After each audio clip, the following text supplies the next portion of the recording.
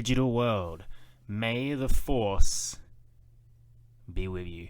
That's right, friends. Welcome to Spliced In Later. And as promised, to all the people who are looking forward to it and all the people who just can't stand it, it is Star Wars Week. Very, very exciting. As we all know, as most of us know, a new Star Wars film is coming in a couple of days. Star Wars Episode 9, The Rise of Skywalker. And your boy Jordan here will be there at 12:01 a.m. 12:01 a.m. on a Thursday morning to catch that movie as soon as it lands. I'll be very excited to see how the story ends for this whole Star Wars Skywalker saga, and I will be very excited to bring to you my official opinion of the film. It's very exciting. It's always a sign the year is about to end when a Star Wars film hits, at least in the last couple years, ever since Star Wars had its resurgence back in 2015. So there's always a bit of melancholy for a Star Wars film when I go to see it, because the year's wrapping up. It's gone by like that.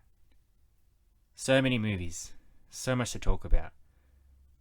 Sit by your dials, ladies and gentlemen, because the top 10 movies of 2020 is coming, I promise you. After Christmas. Let's celebrate Christmas first before I have to go and do some homework. It also occurs to me that I meant to say 2019. We're going to ignore that faux pas. Hope I don't make any more mistakes. Get it together, Jordan. Let's move on. But as promised, as The Rise of Skywalker is coming, I wanted to dedicate this earlier episode of this week to Star Wars. Specifically, the acquisition of Star Wars by that corporation you may be familiar with, headed by the mouse, running rampant across Hollywood, buying up all sorts of franchises. Marvel Studios bought out Fox, which means they now control the X-Men, the Simpsons. Yes, that's right, Disney. Disney bought Star Wars, and as a result of Disney buying Star Wars, we have Star Wars as it is today. And when I say we have Star Wars as it is today, I mean it is literally everywhere. So that's what today's episode is going to be about. We're going to look into that. We're going to see what it's like with Star Wars under the Disney flagship, whether it's good, whether it's bad, what I think about it. This isn't going to be one of my episodes where I take a firm stance on something and hammer home how much I like or I dislike something. The whole Disney Star Wars issue is something I tend to avoid. I don't want to take too strong a stance on certain aspects of this argument, because everybody has an opinion, and everyone has good points for their opinion. But, and this is the one negative thing I will say in this whole episode, the fandom for Star Wars is a very scary place. It is a very toxic environment in some cases. Sometimes I am not ashamed, but disappointed to say that I am a Star Wars fan, because I see the things that people say to each other on the internet, on their own podcasts, the attacks that they make against the actors, the film producers, the whole thing. At the end of the day, folks, and this is my one and only stance here, Star Wars is just movies, okay? It'll be okay, folks. Star Wars is a movie that came out in 1977, was very popular, and as a result, we have the Star Wars franchise as it is today. I'm very appreciative of it. I'm appreciative of every Star Wars film that has come out since then, and I appreciate all the different viewpoints on Star Wars, all the different directions that have been taken from different directors, all the animated TV series, the books, the expanded canon, that whole thing, even bringing Star Wars back under Disney. We got some new movies. That's great. I don't worship the original Star Wars movie as this cherished piece of art that cannot be messed with and has a certain way that must always be represented in future Star Wars movies. Case in point, if they make a Star Wars movie and it stars a female, that's okay. That's fine. All the people out there that are upset at this idea of social justice warriors or women are taking over our famous franchises, and it sucks to be a male hero in these franchises because we're not heroes anymore. What are you talking about?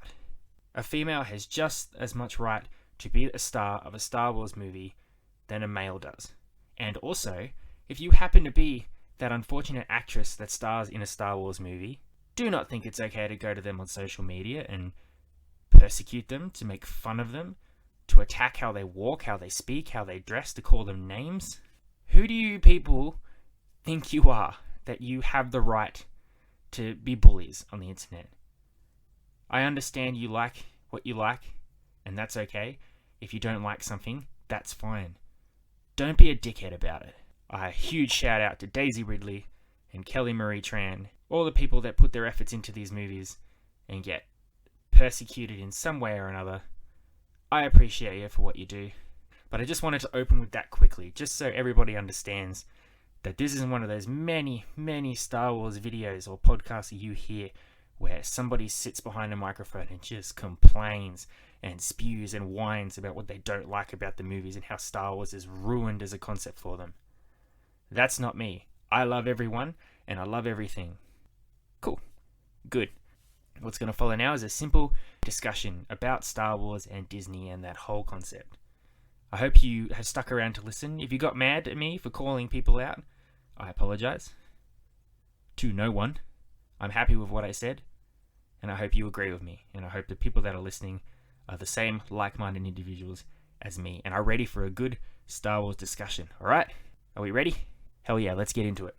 Now, the main concept of today's discussion, I'm going to go back in time to 2017 and mainly talk about Star Wars Episode 8, The Last Jedi.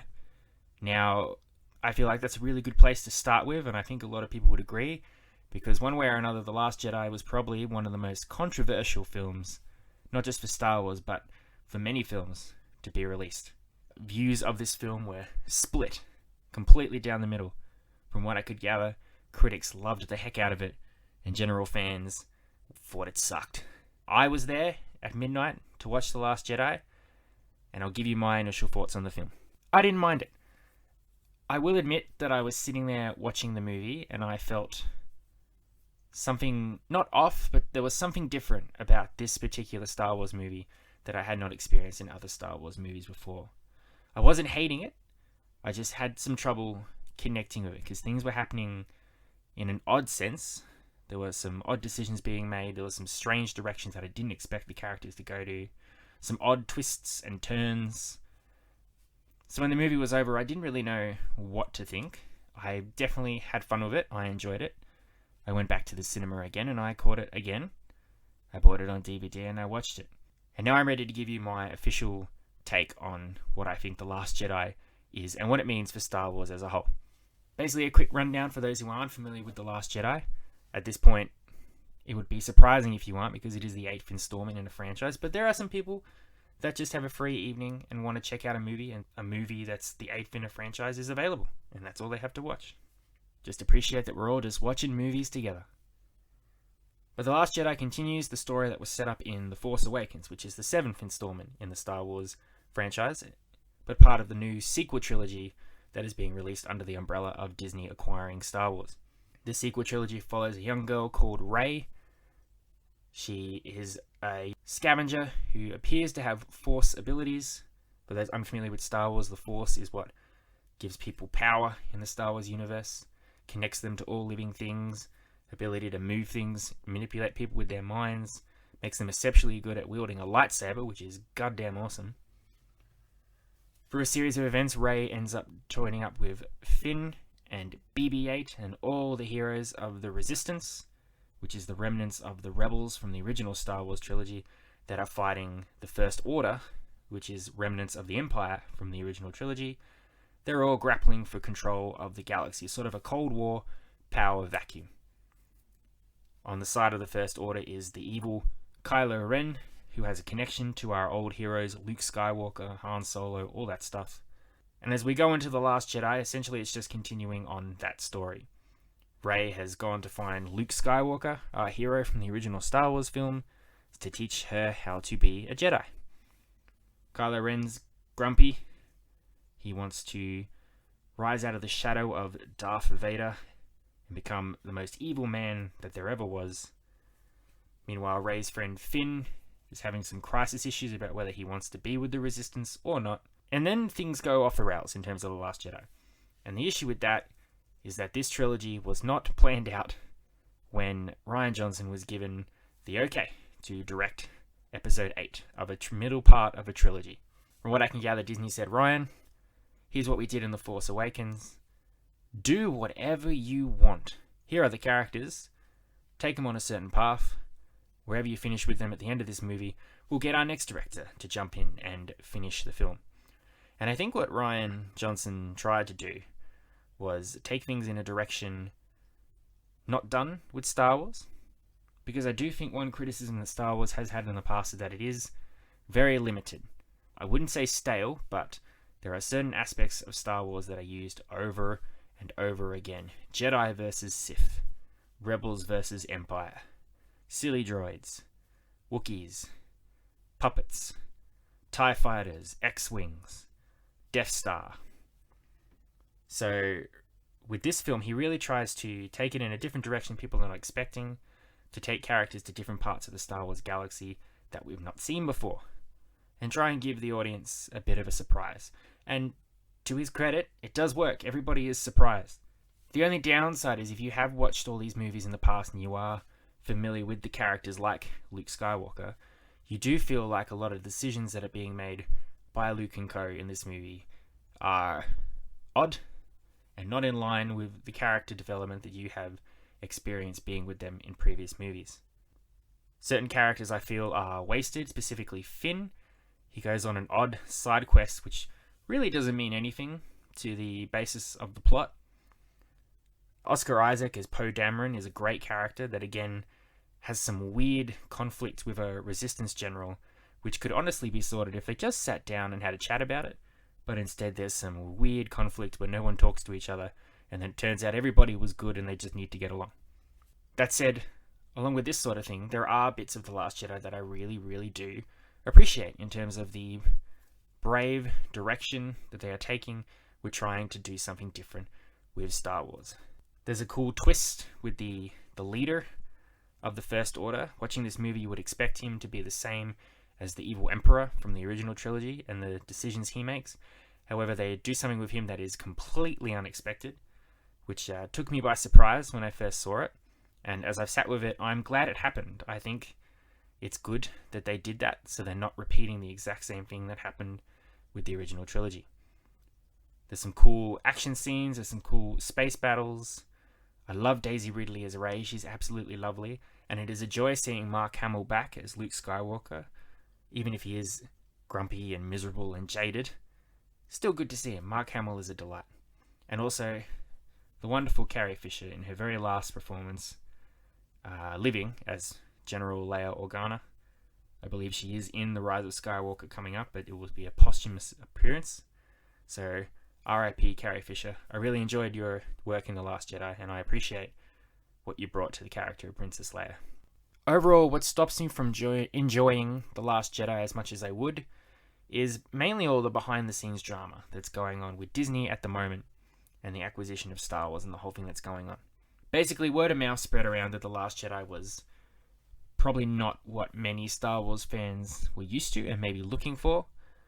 Didn't do that well on Rotten Tomatoes in terms of the audience score. It didn't make as much money as they would have liked, I believe, at the box office. The very next year, a spin-off Star Wars movie, Solo, A Star Wars Story, came out, and that made tuppence compared to what a normal Star Wars movie would bring in. So Disney seems to have had a sort of panic attack. They brought back J.J. Abrams, who directed The Force Awakens, to direct Episode 9. And what worries me is that they're just going to try and make everything exactly like it was before, which really ruins the ability to watch The Last Jedi as a trilogy of films. Because what's the point if the movie is being retconned and it doesn't matter and we're just supposed to pretend none of it happened because people were unhappy? So that's what worries me about it, and that's why I'm very sad to admit that as The Rise of Skywalker does approach in a couple days, I'm nowhere near as excited as I was in 2015 when The Force Awakens came out. As a kid, Star Wars was my absolute favourite thing. I loved it. Obi-Wan Kenobi was my favourite character. I loved playing with lightsabers. I loved watching the films. I loved playing the video games, card games, sticker books, the whole shebang. It was great. I remember being so excited when each prequel movie came out. That excitement was, of course, reiterated when The Force Awakens came out. But with all the stuff going on with Disney sort of hemorrhaging Star Wars stuff into our face for such a long amount of time and then suddenly pulling it back with all this nastiness that the Star Wars fandom seems to have become, and the way it viciously attacks the people involved with the films, and the nastiness that's being spread around on the internet, the way actors are being hired and fired depending on word of mouth of the fans or panic from behind the scenes, makes it sound very unstructured, to the point where I even hear there were rewrites for The Rise of Skywalker while they were still filming the movie. And it makes you think, how can you get excited for the conclusion of a story that hasn't been built to, that hasn't been working on, that's sort of just been decided as a way because they've got to make a movie, because you have to have a trilogy and they've set it up and there needs to be an ending. I should be as excited for The Rise of Skywalker as I was when Avengers Endgame dropped at the start of this year. And that was a movie that resulted from years of planning. Different directors directed different films, but everybody knew what the ultimate end goal was. And despite the different approaches that directors took and the different feels each movie has, the end goal is in sight and it is achieved, and everything that came before it matters. But it's a real shame, because unfortunately what appears to have happened is Star Wars was this thing that was very popular, but it had run its course. Now I am one of those people that liked the prequel movies when they came out, maybe because I was a kid and I was growing up with them. But I hear tales of how when the prequel movies were coming out, the Star Wars fandom was the exact same thing. There was all this anger and hatred for the way that movies were being directed, what story was being told, how they were being told. As a man who appreciates movies today, I can understand that the prequel trilogy is nowhere near to the standard that the original trilogy was, I guess. But I also love them, and I think because I loved them as a kid, and I didn't look on them with the same grumpy eyes that most people did when the movies were coming out. At the same time, the reason the nastiness for the prequel trilogy isn't at the height of The Last Jedi standards is because social media as a thing did not exist in 1999, so people could be as grumpy as they wanted, but they could be grumpy in their homes, on a couch, angrily yelling into a pillow, rather than on the internet emailing Daisy really directly to tell her that she smells, which sounds ludicrous, but I guarantee that's probably happened. Whether or not you were angry about the prequel trilogy or not, once Revenge of the Sith came out, Star Wars had run its story. It told the rise and fall of Darth Vader and the Jedi and the Sith and Luke Skywalker. The story was done. Then Disney buys Star Wars from George Lucas, immediately plans a whole sequel trilogy plus several spin-off movies. It starts announcing trilogies of movies directed by different directors, TV series connected to the Star Wars thing. They released new books, webisodes. It's like a man, and apologies for this analogy if it sounds terrible, I'm trying to form it in my head, but it's a little strange. We'll see how we go. It's like a man who enjoys hamburgers, buys McDonald's, and wants everybody to know that he has McDonald's by throwing 1,000 hamburgers at every person that goes by, going, eat my hamburgers, eat my hamburgers, eat them, eat them, eat them. That's essentially what's going on here. Disney has gone, look, we've got Star Wars, and to prove it, we're going to make as much Star Wars content as possible, so we can make as much money off it as fast as possible. And as a result, we have a shaky trilogy, which unfortunately doesn't have the magic of the original stuff, that's just causing everybody to be angry and grumpy with each other. Disney seems to be on a retreat now after The Rise of Skywalker does come out. None of the spin-off movies that were planned after this seem to be coming out anymore. There was a whole thing announced. Rian Johnson had his own trilogy plan. That seems to be not on anymore. The creators of Game of Thrones, oh boy, they were supposed to have a trilogy of Star Wars films. That's not happening anymore. James Mangold was supposed to have something. He doesn't anymore. Jon Favreau, who's now currently instead working on The Mandalorian, which I think is a right step for him. As you may have heard in my previous episode, I'm a big Mandalorian fan. I love Baby Yoda. If you'd like to hear more of my thoughts about The Mandalorian, go and have a listen to that episode and let's see if we agree. We had Rogue One and we had Solo. That's it. That's all we got. After this one, the bigwigs at Star Wars are going, we're going to take a step back from Star Wars. We're going to have a think. Which is sad. I don't mind having a Star Wars film come out every other couple of years. I like Star Wars.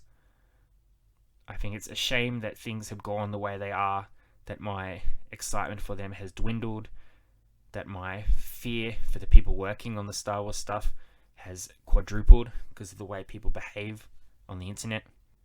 Overall, The Last Jedi, I appreciate that it happened. I wish the people behind Star Wars had the confidence to run with it and do what they could with that story based on what was left, rather than what appears to be backing up and panicking. But then also at the same time, with something like Star Wars and the way the fans behave about it, maybe you just can't win. I don't know. The Force Awakens was given shit for saying it was a copy of A New Hope, that they just did the exact same thing. They played it safe. There was nothing new about it. Last Jedi comes out. They're given shit for it being too different. They don't do things that they did before. None of the characters are the same as what they were before. It goes places the fans didn't expect it to, and they don't like that. So maybe you can't win with something like Star Wars and the way people behave about it. Maybe we'll look back on this as an experiment, the Disney Star Wars experiment, and how to handle films like these without losing your cool, so fans can behave themselves, and so you can make good quality content that has a consistent plan from start to finish. If you're going to make 3 films, decide what the plot is for all 3 films before letting the directors have their visions for the film. A director can direct a script in the way he envisions it, absolutely, but he should stick to the story that he is supposed to have. Rather than what appears to happen is Rian Johnson went, yeah, man, let's make whatever the heck I want, and you can clean it up at the end. Which is what we appear to be going to see in a couple of days when The Rise of Skywalker comes out.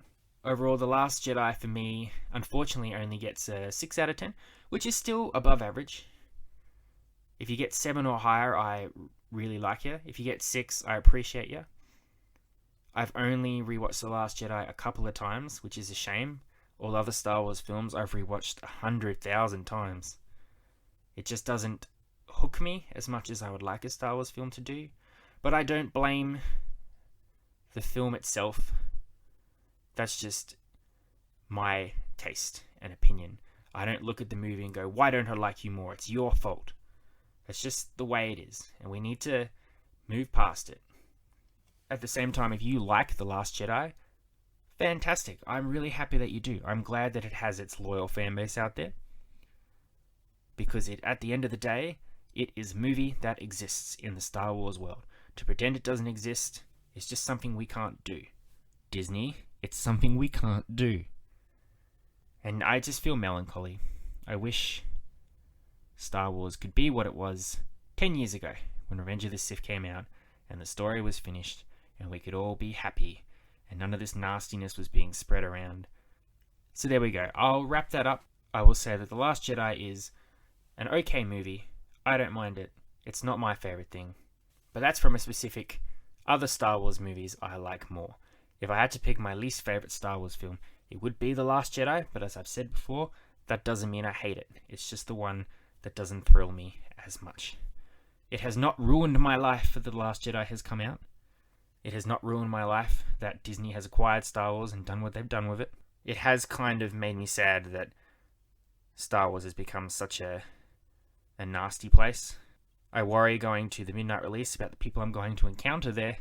I worry how people are going to react when they see the movie, how the internet's going to blow up, how people are going to be treated as a result of the movie. But my fingers are also crossed. You never know. It could be a fantastic movie. I reckon when I come back and review it to you, I'm going to say I enjoyed it. I may even say I loved it.